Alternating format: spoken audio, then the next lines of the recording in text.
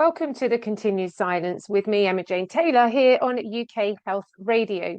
The Continued Silence is focused on the very uncomfortable conversation of child sexual abuse and the importance of talking openly about this subject.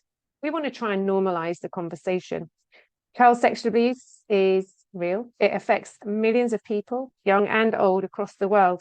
The work we do is very much engaging more lateral thought processes on this terrible crime, supporting survivors, protecting children, and encouraging those not wanting to listen to listen. Joining me each show is my fabulous resident panel. They are therapist Denny Corby, activist Chris Tuck, and I say this every time, Mike Wharton. He's not come back, but he is coming back. He is our resident poet, and I know that he can't wait to get back here with us. So each week we will be joined by guests from around the world to share more insights on a very crippling conversation. And we do this because we want to share more important messages. This month, we are all very excited because we are going to be joined by David Breakspear. David is a prison reform campaigner. He's very well known, I believe, in this area. And of course, you know, to me, I've worked with David quite a few times over the years. So thank you, David, for joining us again. But before we come to David, I want to start with you, Denny, because today we are going to be really looking about, you know, the conversation of youth offenders and the reality of what this means to the conversation of child sexual abuse. Of course, David is going to expand that with us, but of course you have great knowledge on this too. So let's start with you, Denny. Thank you for joining me today.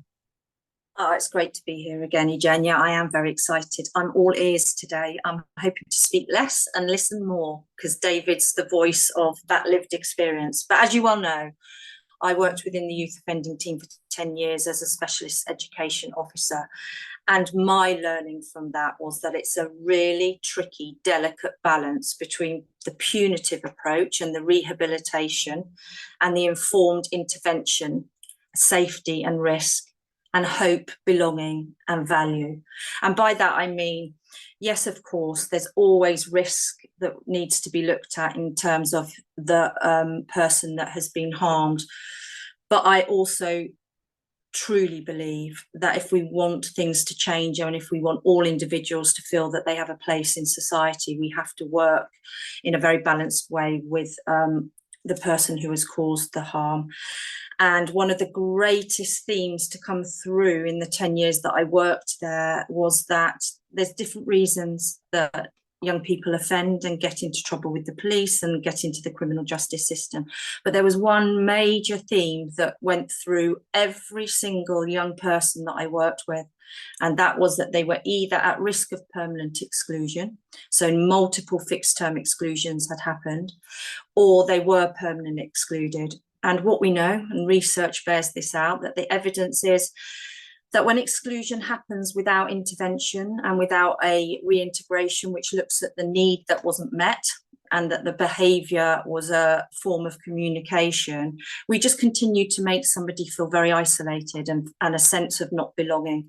And we're human beings and we need connection. And if we don't have it in the system that we're expected to, we'll find a way. We'll find a way of having our own sense of belonging. So I am really delighted to be here today. It feels a long time ago that I was in the youth offending team, but it's come back to me like it was yesterday. I passionately believe that education, and that's not necessarily in a formal way, but education is absolutely what gives us opportunity. And there's many ways that we can achieve that, but we have to give that opportunity. And the last thing as an opener, I've just listened to one of David's talks. I'm pleased I did. And one of the questions he asked, and I had my hand up, I was answering you, David, was how many people believe it takes a village to raise a child? And I can tell you nearly every hand in the audience went up. And I was thinking, yeah, that's what most people put their hands up and say. But basically, in my experience of my time in the youth offending team, and still now as an education specialist who works with children excluded, it takes a village to raise a child as long as they conform and fit into the framework that we want them to fit into. And for me, that's that exploration today and David's experience of what happened to him when that behaviour doesn't live up to what I believe is quite an ableist neurotypical system that education is today. Thank you, Danny. Wow. I reflect back to myself. Instead of being expelled at school, they negotiated that I would visit a junior psychiatry to manage my behaviour. Most around me were looking down. They were pointing fingers at me because I was the wild child. I'd often been put into isolation and felt so like the leper so many times. Of course, it wasn't nice, but at the time, everyone thought I was the cool kid. And of course, I wasn't. I was confused, going through a lot of trauma. But, these are the conversations that we really are going to sort of start with today. Now, David, I'm going to bring you in. You have so many different stories and you've experienced so much over the years that you were in prison.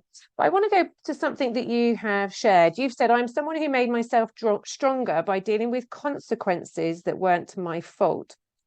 Can you expand on that? And welcome to the show. Thank you, EJ. Hello to everyone else. The consequences of, if you like, my childhood weren't my fault, because at the end of the day, I was a child, sexually abused at a young age. I was 8 when it began.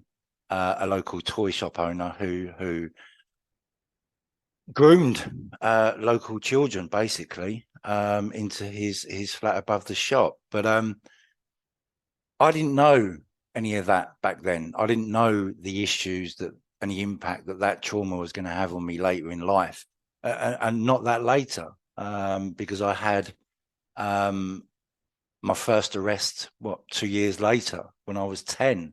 So my childhood home, I was the youngest of 6, both parents. We weren't well off. I probably wanted for more than we got, but we got what we kind of wanted, and what we needed. So there was no issues at home for me whatsoever. My family were great. So as an adult looking back, the only thing that I can put my finger on personally, from a personal piece of knowledge, is the trauma from the child abuse. That's where it all began. And, I think we're all nodding our heads here, right? Because we all recognise that. And obviously that was a question that off air we all, that Chris has also raised, that you really felt that the child sexual abuse impacted your journey as a young boy and knocked you off balance. And I say that because I think, that was sort of the more gentle way that I can remember, just completely when I reflect back. It wasn't understanding what was going on. It clearly threw me. Because it didn't give me the childhood that, so many others people were having around me. I couldn't kind of get that. Does that make sense, David?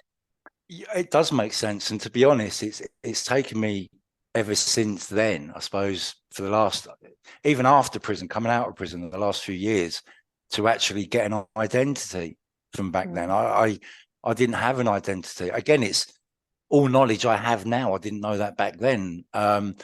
Playing football for a local youth club, for some reason I changed my first name. I was also always accusing, this was after, kind of in my sort of 12, 13, 14, saying I was adopted. I didn't fit in. I was really, really struggling with who I was and what I was meant to be. And that was something I wasn't able to work out until very, very later in life.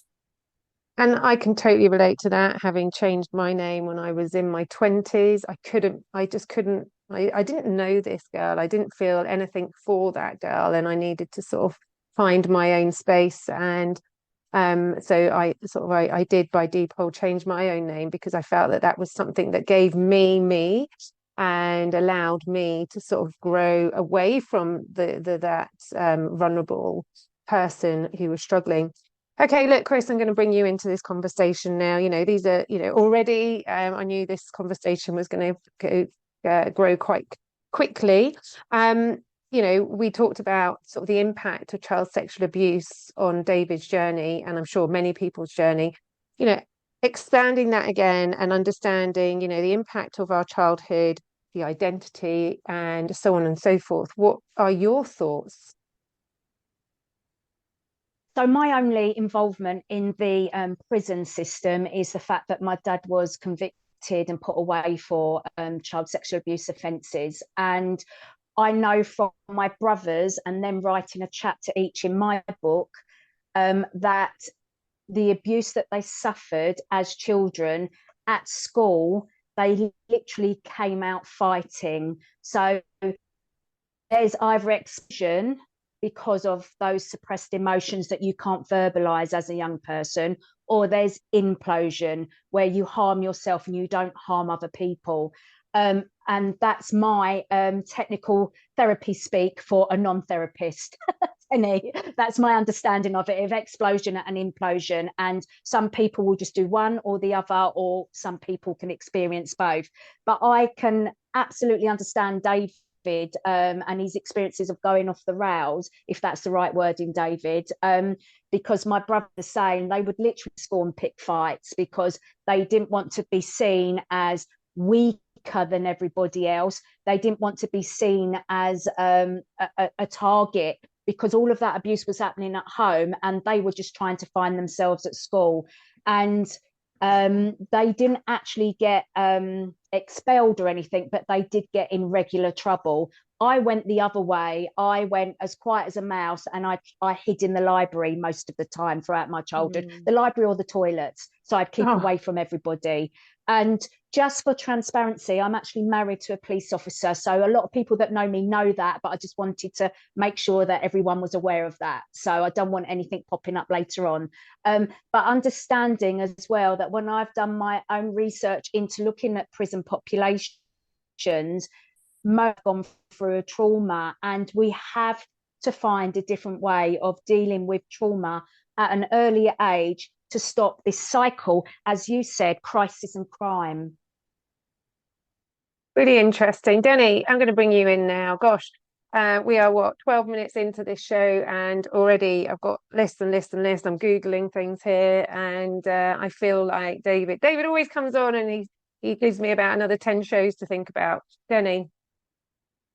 Yeah, it's interesting, isn't it? And I think, Chris, what you were touching on there is that we say this in every show, no matter what the topic is, that the impact of child sexual abuse will look and feel different for us all. And so for some children, and even in our adult lives, we're subconsciously playing out our inner child script and our ego state. So when we're triggered, you know, there's some people that will say that I operate from my rebellious child. So the way that I dealt with life was, I'm going to rebel, I'm going to seek attention, I'm going to get belonging in that way. And then there are other children that sit and absolutely don't break one single rule. They're hypervigilant, but they're quietly hypervigilant. And I think for educators out there, for me, that's the greatest message that I can give on a daily basis is, yes, look behind the child that's behavior is roaring at you, absolutely. But also be mindful of the quiet, withdrawn, shy, sticking to all the rules child as well. We will all beautifully, thank goodness, these were all coping strategies that we found in order to, in our own way, survive our childhoods. And what we know is that once we get into adulthood and all of those coping strategies that no longer serve a purpose is when we tend to then look within and go, how come? You know, what's happening here?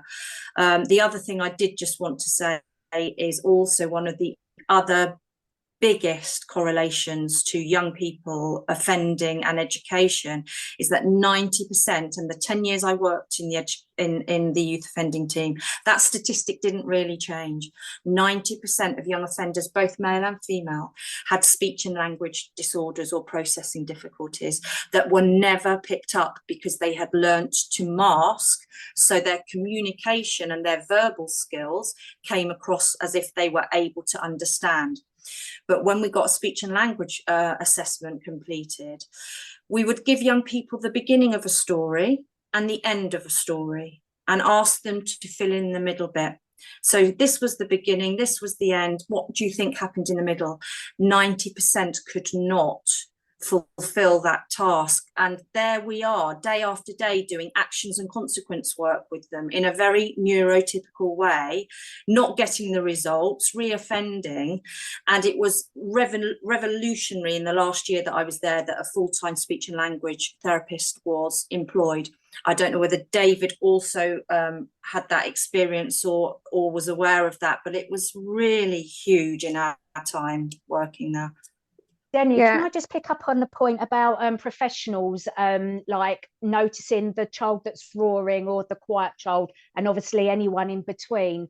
I think it's up to professionals to be able to ask the question, what has happened to you? What's going on for you? So that the child has an in to actually say maybe what is going on for them, because often you're just told off, aren't you? You're just told off for being naughty, or you're told off for being too quiet. Speak up, you know, you've got a voice, use it. All of that kind of language is used.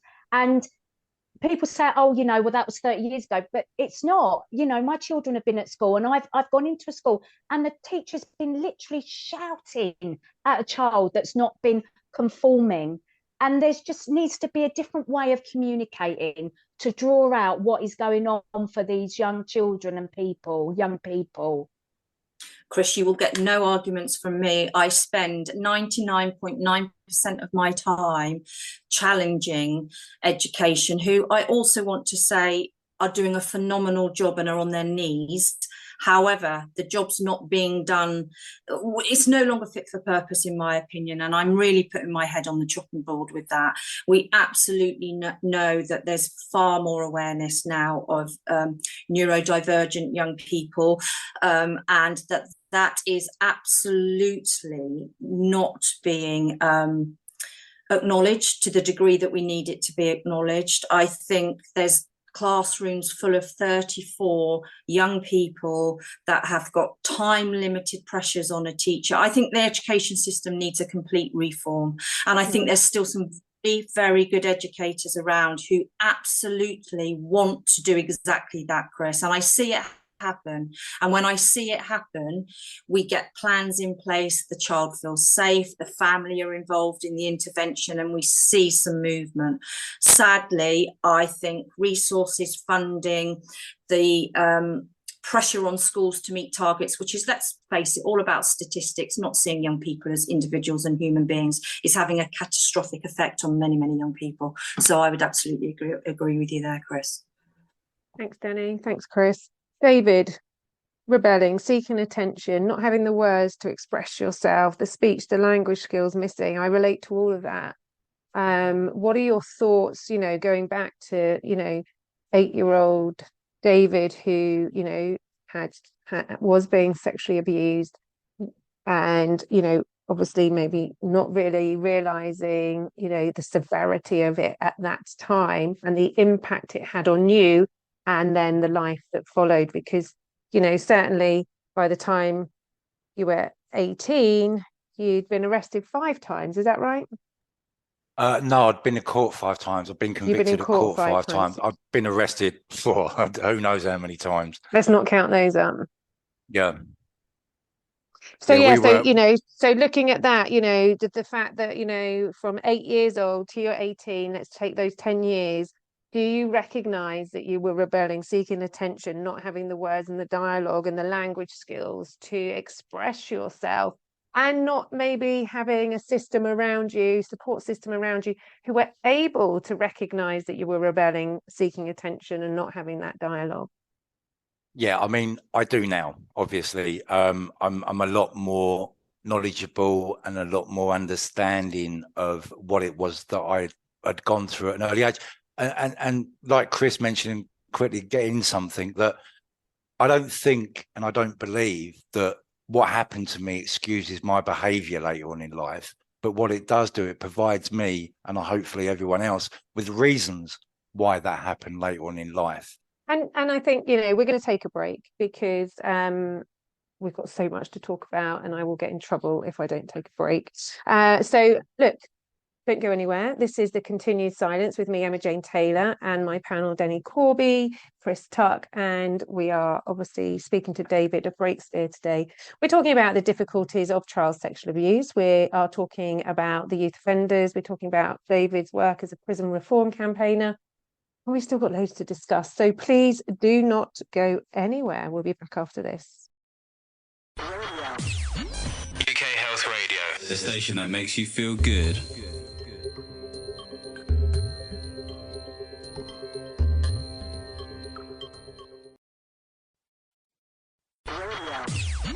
UK Health Radio, the station that makes you feel good.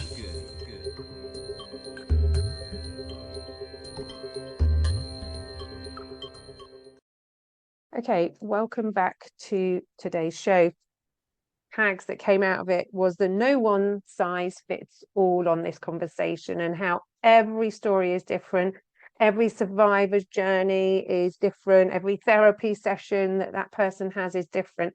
But what we do have is an understanding of the difficulty of the trauma that the survivors may have gone through. There is an empathy. There's a different level of understanding when we come to these conversations.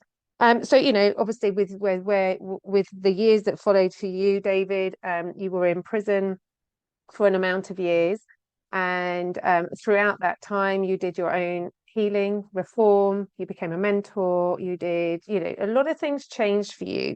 But obviously staying with the conversation of child sexual abuse and, you know, what you then saw on the other side, is there anything that you feel that you could share on this conversation to us to help us better understand maybe things of the prison life on child sexual abuse? Well, I mean, there's a number of things really. It's not just obviously the abuse, because the abuse will bring with it psychological damage. It will bring with it mental health damage, or could even bring physical damage. So your trauma comes into prison with you. You don't leave your trauma at the gate and walk in a happy chap. Everything that's happened before goes into prison with you. And of course, prison is a traumatic experience by itself. So you're going in with trauma, you're going through a traumatic experience that even without the previous trauma, prison's very, very difficult to deal with. So if you start throwing in trauma to the mix and you put in neurodivergency into the mix, and even put race into the mix, someone's prison experience is going to be extremely, extremely negative. And the thing is that's unfair. All right, they've made a mistake and they've found themselves in prison. But again, is it totally their fault that they've ended up in prison if there's been no intervention? We hear so many times about people that have suffered from sexual abuse. Well, for a start, being believed is a start. Do you know what I mean? Even in prison, it's being believed. It's such a regular story now to members of staff because it's so common that it becomes second nature to them. So it doesn't have that much of an impact on people. It's like, oh, here's another one that's been sexually abused. There's another one that's got a drug addiction. But that the sexual abuse itself is, if you like, the agent provocateur of everything then negative that's going to happen in your life, including being in prison. Chris, I know you've got your hand up there.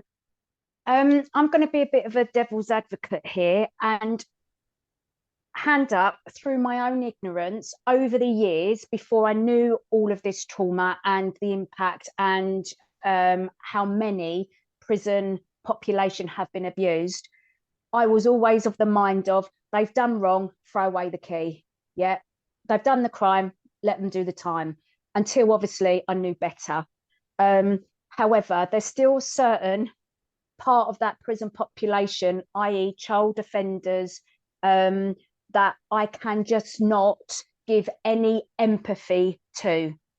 I have complete empathy for those that have had a hard time after something traumatic's happened to them, and I completely get it, and I understand that we should be rehabilitating. But there's lots of victims and survivors in my social media that as soon as they know about a sexual offender, it is throw away the key, don't want to know about it.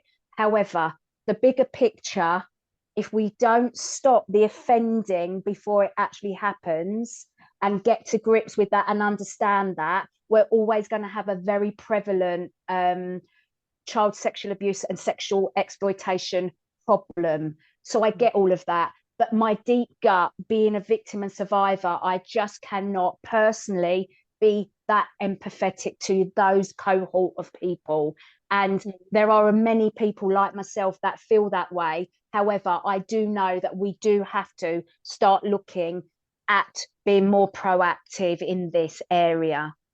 And I think David will probably be agreeing with a lot of what you just said there, Chris. Yeah, no, I do. And one thing I'll never be is a prison abolitionist, because we need prisons. Whether we should lock them up and throw away the key, but then when it comes to and again, if, like you said, Chris, if we bring it back to early intervention, there could be so much more that we're doing that these crimes won't have been committed. And it's not just that we know it; we've known for years that trauma leads on to school exclusion, leads on to prison. Again, not everybody, but it does heighten the risk for everybody that that's the path that they're going to take in the future. So the more work we can do in early intervention, the less victims we have. But in respect to the prison system itself, obviously we can't lock up everybody and throw away the key. Otherwise, we'll one day become HMP England. The gates would be at Dover and all the other docks. Do you know what I mean? They'll have a massive wall around the coast of England. Oh, sorry, and Scotland. So we need to do, one thing we need to be doing is we need to be having this conversation. I will never, ever excuse a child abuser. However, I can find a reason as to why they've ended up as a child abuser. And it's those reasons that we need to start attacking. Because I was going to say, Joe, we'll start seeing less and less victims. It's as simple as that. Traumatized people create victims. Oh, traumatized people create victims, right? Okay, yeah. I'm with you. I hear what you're saying. Yeah, sorry, I had to think about that. I get what you're saying, and it's the victim. We need to help people come out of that traumatized state and out of that victim mode to be able to step forward and be a stronger voice. And if we wait until they're in prison, for others. If we wait until they're already in prison, victims have already been created. Yes.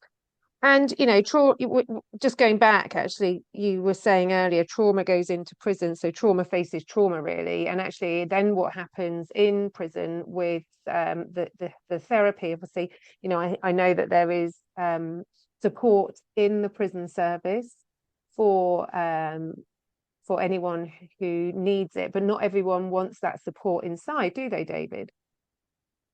It's not just about that. You've got to start looking at the education levels as well, because the reading levels, literacy levels in prison is 55 to 60% of people in prison have the reading level of 11-year-olds or less. So it comes back to development and speech and language development and understanding. You've got people in there that are still on IPP sentences for whatever crime, but they're doing a life sentence. And they've been unable to access the courses that it is so that they can address their behaviour because of their education, because of their communication skills. There's so many different reasons. Is that not, you know, is there nothing there for people who are, you know, struggling with their reading and writing? There is, but we're relying on charities. The Shannon Trust, they're a charity that were created at the back end of 1999, but it didn't really become a thing in prison until 2003. But it's obviously it was only a minimal thing in 2003. Since then, it's grown to cover virtually all prisons. But that's a scheme whereby volunteers from Shannon Trust are training people in prison who can read to teach people in prison who can't read to read or struggle to read to help them read. Fantastic scheme, but again, it's a charity. But that's the thing. See, it's if you're not able to communicate in the right way, you're then unable to go on to the offending behaviour courses or the right courses to be able to address the actual needs that it is that you actually need to address.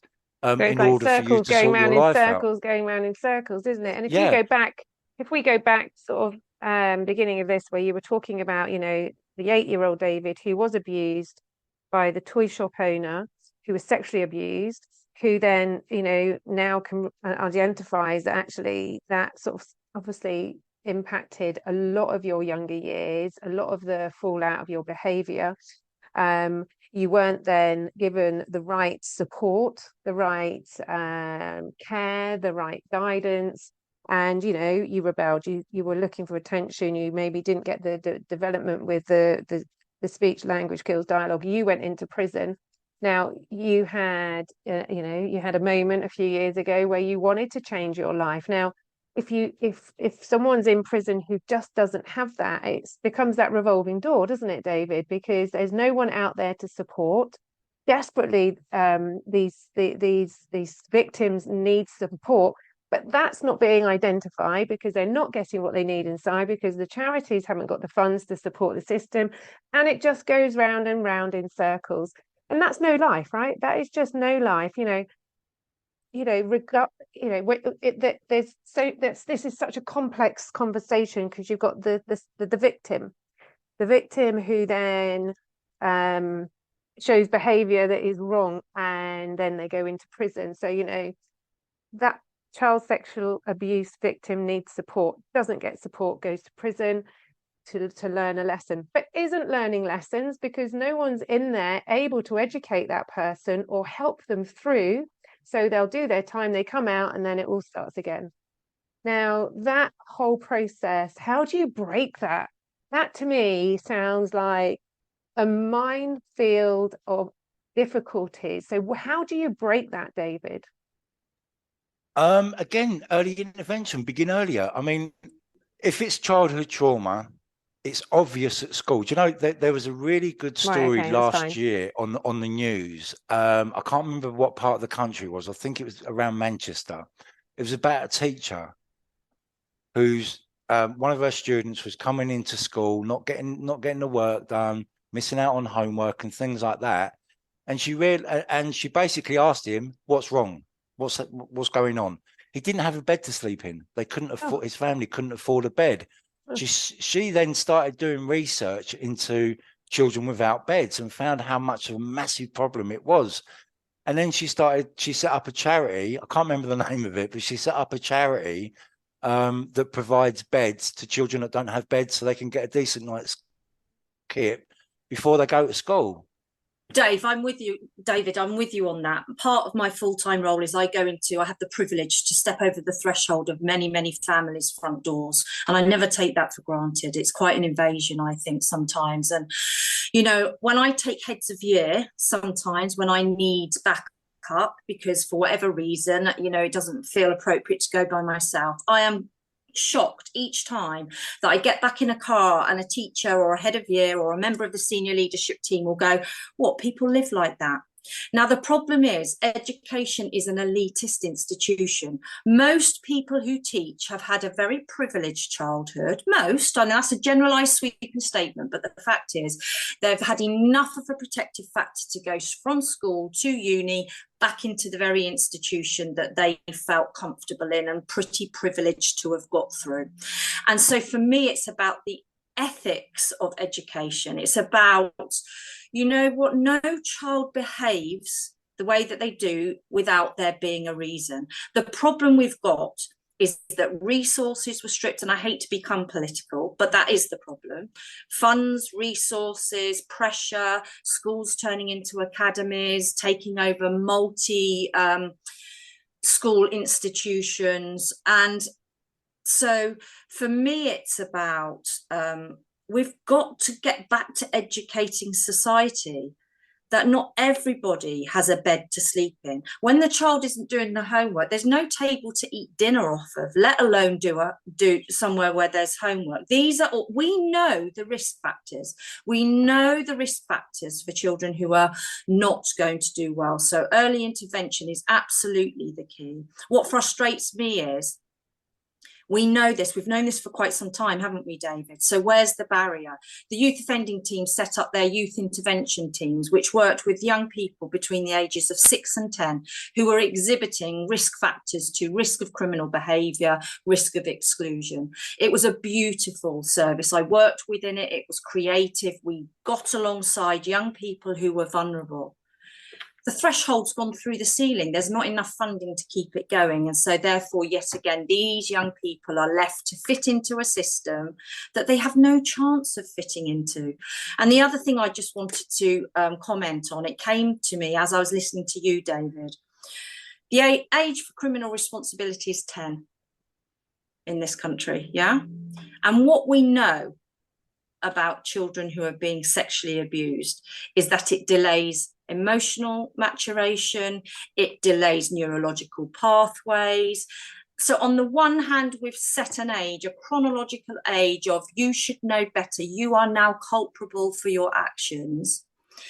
And yet what we know is if we can understand their trauma and their history and what's happening to them, actually, are they really chronologically 10? Are their brains really chronologically 10? And the answer to that is no. And I know that's opened up a whole another conversation, but yes. I think we have to stop looking at it that a 10-year-old across the board, because we're all the same, aren't we, at 10, no matter what's happened to us, are criminally responsible. And therefore that kind of punitive approach is looked at far more than exactly what Chris has said throughout all of this, you know, through education, through any institution, is what is happening in this child's life for this child to have exhibited behaviour in this way. And are they old enough, if they are being sexually abused? There's a lot of work to be done there on how they process information, how they get in contact with the emotions they're feeling, how they communicate them. And that, for me, is true early intervention. Okay, look, thank you there, Danny. Look, we're going to have to take another break because we are coming up to the very end of the show. So don't go anywhere. We will be back after this. UK Health Radio, the station that makes you feel good.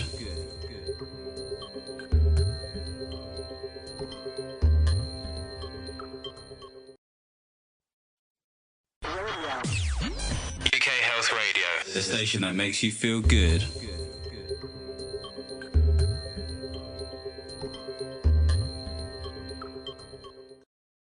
Okay, welcome back to today's show. If you've just joined, you are very late. I say that every week, but there is catch up. And you can also go to UK Health Radio and find the silence on there. There are lots of shows now which are covering lots of topics. Please do go and listen, do share them because they are really important conversations. Okay, we're just coming up to the end. Now, I know Chris had her hand up there, so I'm going to come to you first, Chris, and then we're going to start looking at the last few minutes. I can't believe it's nearly gone. Okay, so I'm going to be very quick, but I just wanted to add to what Denny was saying. And when children and young people are in survival mode, literally in survival mode at school, because their needs are not being met at home, whether deliberately or because of abuse, they are literally living, as I said, in their sympathetic nervous system, their survival system. They are not at school to learn because they are all about surviving, and they will survive by hook or by crook, whether it's imploding or exploding. So it's really important that this kind of trauma-informed practice and knowledge is operated at by everybody that work with children and young people. Okay, thank you very much, Chris. So I was thinking there, actually, you know, listening to everything that everyone said, this is a huge conversation. You know, obviously being believed was one of the first things David sort of started talking about, early recognition, you know, the red flags, you know, and I kind of, you know, have so much empathy for survivors of child sexual abuse. And if that's been flagged, and this is going to open a can of worms, I'm sure, if that has been flagged, David, that the person who's just been convicted is going into prison, should there be a more empathetic support and sentence because of what they have endured as a child? And I'm talking about maybe youth offenders here as well, before that system starts and that revolving doors goes round and round. Yeah, diversion. And I don't mean diversion just away from the criminal justice system just for first-time offenders. 9th, 10th, 11th, however many times someone's been in trouble with police or someone's been in the prison, diversion is always an option, because you can't do the work that's needed in prison. It's impossible. No. If you've got if you've got victims coming in who've been abused, they're young offenders, and they've been doing sort of, you know, petty crimes and, you know, crimes that, you know, they're going to be sentenced for. Chris as well, David, is jump in on this.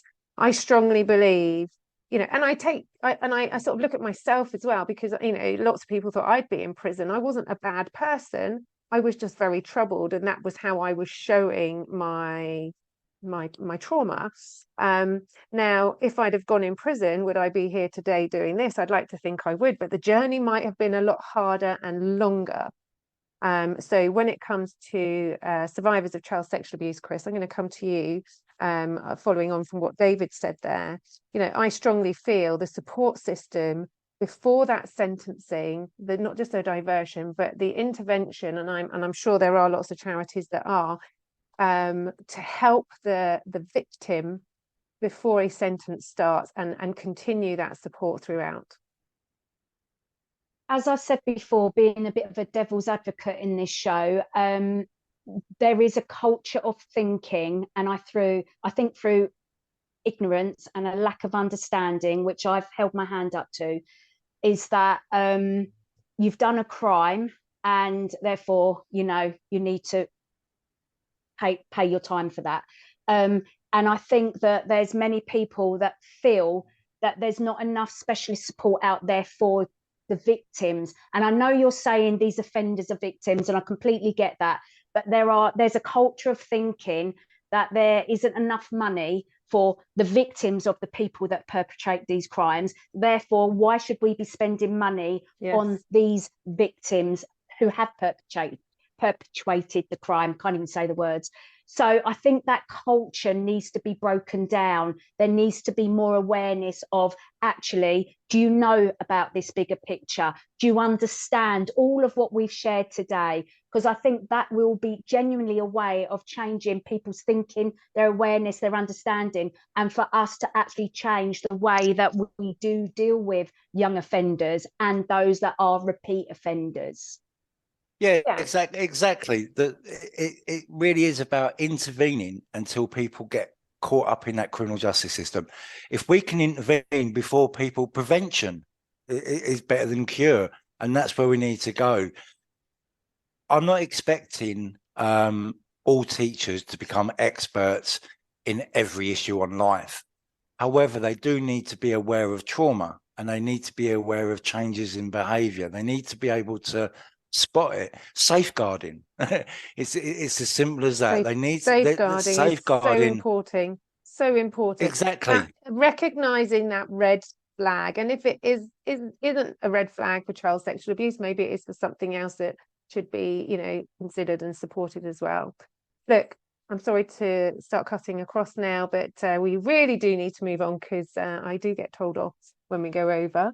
And Denny, gosh, summary. Wow, where are you going to start with that? Good luck. Yes, thank you. I have to say, my head is spinning. I think the first place would be sensible to start is right at the beginning, where we said it is about early intervention. We know what the risk factors are. We see the behaviours, and that predominantly happens in school. So asking the question around, what's the need that isn't being met here? And how can we then meet that need? And the bit that I often think is missing is, if we're going to do any intervention, do not assume the level of literacy and ability to process that this individual has in front of you. We absolutely have to get away from old traditional interventions that are always about talking. They're always about a certain way of processing. And we have many young people that are being excluded because they're not holding eye contact in a school. They're not sitting still. I mean, we have to get rid of this elitist framework that we're working within. I think the other thing, and it goes to what Chris was just saying, is that I 100% wholeheartedly understand what Chris was saying. If we do not rehabilitate the perpetrators, we will have more victims. And so for me, it's around, and again, I heard you say it, David, in your talk, the reality is most prisoners will leave prison. And so if we don't focus on rehabilitation and ensuring that those people come out of prison able to fit back into a society in a way where they are going to have hope and feel a sense of belonging, we're far more likely to break that pattern of offending. I have to say, that's all I'm saying, EJ. My head is buzzing. I'm frustrated, I think, a little bit after this one, because I feel like, with all respect to us all here, we haven't uncovered anything new that we haven't known for a long time. So I'm finding my head going, so how come we're still not able to So we need a part two. We need a part two. Part two with David. Wow, look, I can't thank you, David, enough. I think, you know, every time I speak to you, we do have these conversations. For me, we have stepped forward again on something else, a few other conversations around this. And I think, you know, going trauma, for me, really sort of like looking at that trauma goes into trauma situation is a really important tag for me to take away from that. And that's something we need to break. Look, thank you so much, Denny. Thank you, Chris. Thank you also, David. And for trying to normalize these difficult conversations. It's not easy, but the more we engage, the more normal they do become. So look, I'd like to signpost you to my panel. Denny is at Denny Counselling on Twitter. You can find Chris. I'm going to sign you to Chris's charity today. She's got Survivors of Abuse, and that is at SOB_org. Go and check her out there. Go and see what she's doing over there, because she's doing some really great work. And then, sorry, SOB_org. And then David Breakspear can be found on LinkedIn. And of course, you can find me, EJ Taylor UK, on Twitter. Thank you to everyone behind the scenes. Thank you to Johan, UK Health Radio, to Christine, and everyone else who's working hard to make this show happen. I know how much work goes into it. So thank you, all of you. I'll see you next time. Thank you.